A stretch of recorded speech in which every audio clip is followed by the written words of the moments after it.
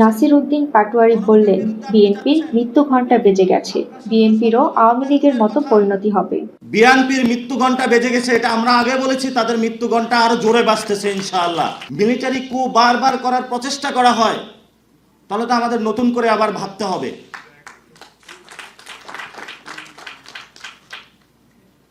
আপনারা জানেন 2001 থেকে 6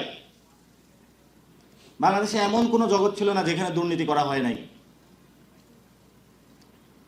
প্রত্যেকটা লোক দুর্নীতিতে হলো, তারা বিপর্যস্ত হয়েছিল। নতুনভাবে হাওয়া ভবন তৈরি করা হয়েছিল এবং এখন ওই যে লোকগুলা হাওয়া ভবনে ছিল, যে পিএস ছিল, যে টাকার বান্ডালগুলো সামাল দিয়েছিল, তারা আজকে নমিনেশন পাইতেছে। আর নমিনেশন পাইয়া বলতেছে আমি জুলাই সনদ আমি কিছু বুঝি না, নতুন বাংলাদেশ বলে কিছু বুঝি না। আরে ভাই, এটা কেমন কথা? তাহলে আপনি যে হাওয়া ভবন প্রতিষ্ঠা করলেন, বাংলাদেশে দুর্নীতি করলেন, এই গডফাদারদেরকে সৃষ্টি করলেন, সেই গডফাদারকে আবার নমিনেশন দিলেন, তো তাদের সামনে তো আসলে আপনার জুলাই সনদ বুঝার কথা না। আপনার জুলাই সনদ যদি বুঝতেন, আপনি যদি ঠিকই অগাস্টের পরে অথবা আগে বাংলাদেশে ফেরত আসতেন, জনগণের সামনে মুখোমুখি হতেন, জনগণের সামনে দেখতেন রাস্তায় যে লাশগুলো পড়েছিল, হাসপাতালে যদি ঘুরে ঘুরে আপনি দেখতেন যে আমাদের ভাইরা এখনো কাতরাচ্ছে, তাহলে আপনি বাংলাদেশে জুলাই সনদ এবং গণভোট কি আপনার হলো পরতে পরতে মাথার মধ্যে ঢুকে যেত। এটা আমাদের জন্য লজ্জা।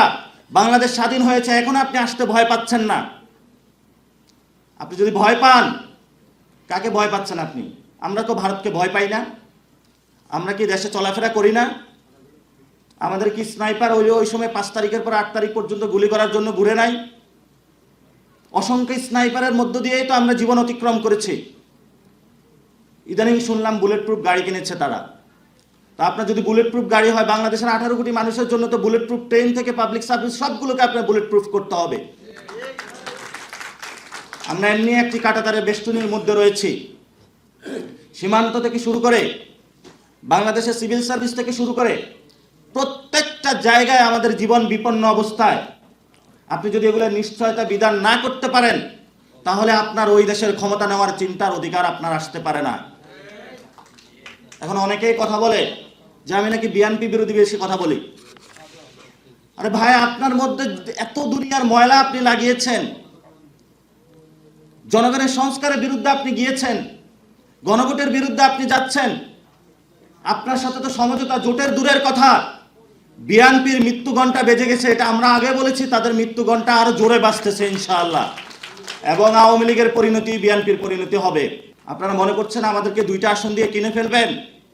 90-এ যারা আন্দোলন করেছিল, কাউকে হলো ওই যে বিকাশের সার্ভিস ধরিয়ে দেওয়া হয়েছে, কাউকে হলো রোডের কনস্ট্রাকশনের কাজ দেওয়া হয়েছে, কাউকে হলো এমপি বানিয়ে দেওয়া হয়েছে।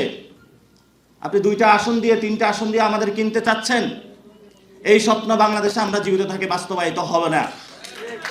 নামেন না মাঠে। অলরেডি হলো ব্লকেট শুরু হয়ে গিয়েছে, জ্বালাও পোড়া শুরু হয়ে গেছে। এবার ইলেকশনে বড় ধরনের খেলা হবে। দেখি আপনাদের এই টাকার নমিনেশন বাণিজ্যর কত জোর আর আমাদের কত রক্তের জোর খেলা হবে ইনশাআল্লাহ বাংলাদেশে।